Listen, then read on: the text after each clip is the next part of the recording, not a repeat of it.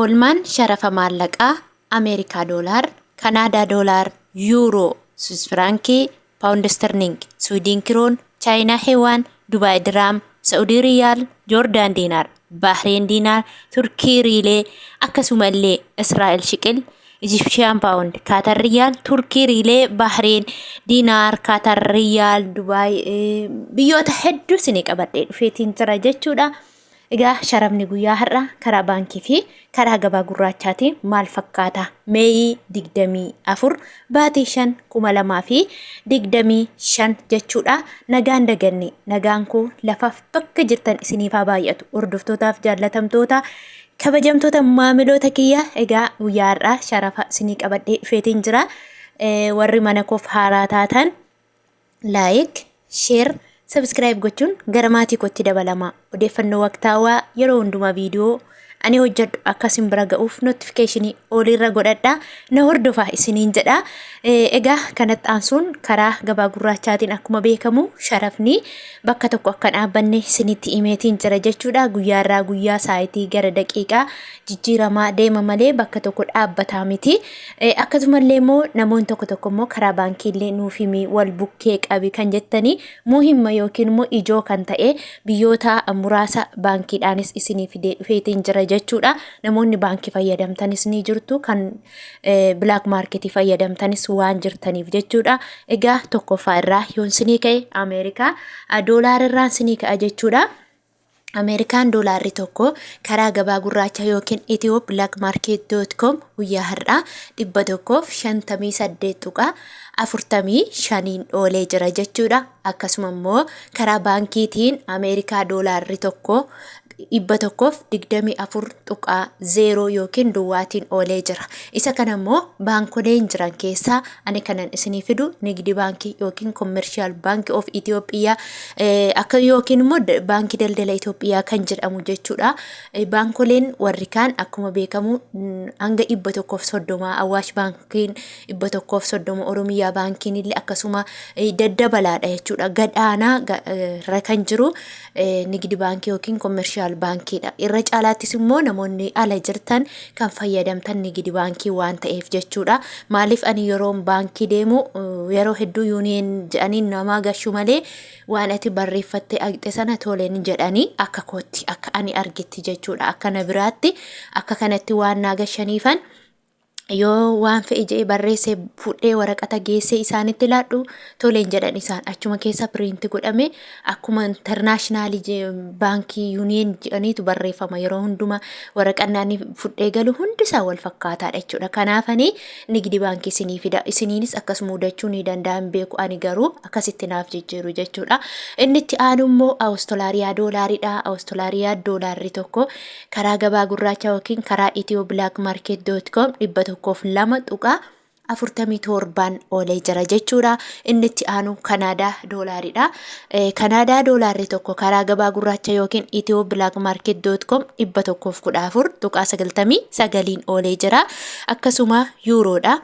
Yuuroon tokko karaa gabaa gurraacha yookiin karaa ethiopiablackmarket.com 179.57 oolee jira. Inni itti aanu Swiss frankiidha. Swiss frankiin tokko karaa gabaa gurraacha yookiin ethiopiablackmarket.com 192.56 oolee jira jechuudha. Akkasuma karaa baankiitiin immoo Swiss frankiin tokko 134.14 oolee jira.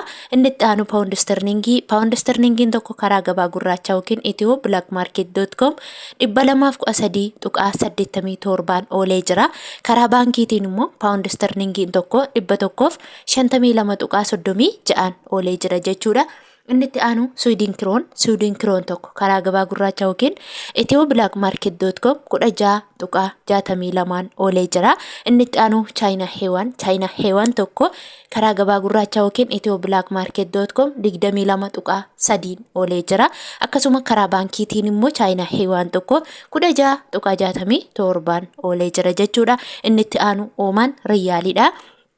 Olmaan riyaalli tokko karaa gabaa gurraachaa yookiin karaa itiyooblaakmaarkeet.com 411.27 oolee jira. Akkasuma inni itti aanu mootii birrii yookiin immoo sadarkaa guddoo irratti kan argamtu Kuweet diinaaridha. Kuweet diinaarri tokko karaa gabaa gurraachaa yookiin itiyooblaakmaarkeet.com 517.18 oolee jira.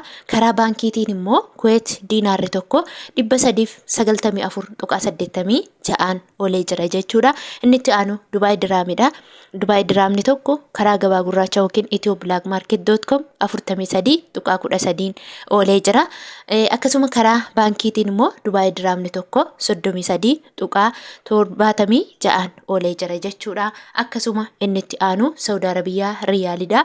Saudi Arabiyaa riyaalli tokko akka itiyooblaakmaarkeet.com yookiin akka gabaan gurraachaa jedhutti 42.21 oolee jira jechuudha. Garuu akka siistemii warra Saudi Arabiyaa yookiin daldalaan warri Saudi Arabiyaa ergaa jiranitti immoo jechuudha. Guyyaa har'aa namoonni maallaqni keessan guddaa ta'e 26 adii'aan jira. Namoonni maallaqni keessan xiqqoo ta'e immoo 27 jira jechuudha. Kana jechuun maallaqa tokko isheetu 27 yookiin 26 adii otoo hin taane namni birrii baay'ee qabdan 3,000 ol qabdan fakkeenyaaf 3,000 ol warri qabdan jechuudha. Example 3,000 baay'isu 1,000 hiruu 26.50 yoo jettan argachuu dandeessu kaalkuleetii jalatti. Namoonni tokko tokkollee herrega irratti kan dagamaa jirtan jirtu. Meeqa ta'a kumni tokko jechaafaa jirtu aqxanii. Hamma kana yoonni je'ee isinitti hime zim jettaniitti ergitu jechuudha. Akkas otoo hin taane ofii keessan herregadhaati. Kumni tokko meeqa ta'a meeqaanan ergadhaa jettanii ilaallachuu qabdu malee aqxanii daldalaan kumni tokko meeqa ta'a kumni lama meeqa ta'a jettanii ofii hin herregsiisetina ofii keessan herregadhaa isinitti maan jira miti. Ammoo namoonni birriin keessan xiqqishuu taate immoo jechuudha hanga 1,000 gadi hanga 500 hanga 1,000 yoo haa ta'u jechuudha. Isinillee fakkeenyaaf 500 yoo qabaatte jechuudha 500 baay'isuu 1,000 hiruu 27 jetta jechuudha. Yeroo kana jechuun birrii baay'ee fi birriin xiqqoon garaagarummaa adii tokko qaba. 27 jechuun riyaalli Saudii tokkoon ishii birrii Itoophiyaa meeqa taati 37 taati jechuudha. Namoonni immoo birrii baay'ee qabdan immoo riyaalli Saudii tokkoon ishee 37 adii jechuudha. Garaagarummaan isaa adii tokkodha jechuudha. Akkasuma immoo mashwaara kan kaffaltan immoo namni kamillee wal qixa. Adii birrii 50 riyaala 50 jechuudha. Inni itti aanu Joordaan diinaari. Akkasuma Saudiin karaa baankiitiin immoo 33.0 oolee jira jechuudha. Akkasuma Joordaan diinaarri tokko karaa gabaa gurraachaatiin 223.33 oolee jira.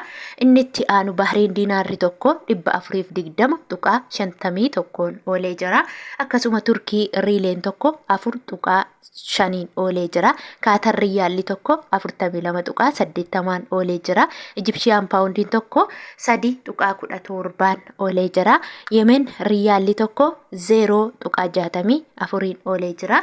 Indiyaan ruupiin tokko 0.85 oolee jira jechuudha. Egaa asumaan warri Beeruut jirtan doolaara Ameerikaatiin qabachuu dandeessu jechuudha. Yaada yoo qabaattan akkasumas qeeqa yoo qabaattan koomentii jalatti barreeffachuu ni dandeessu siniin jedha.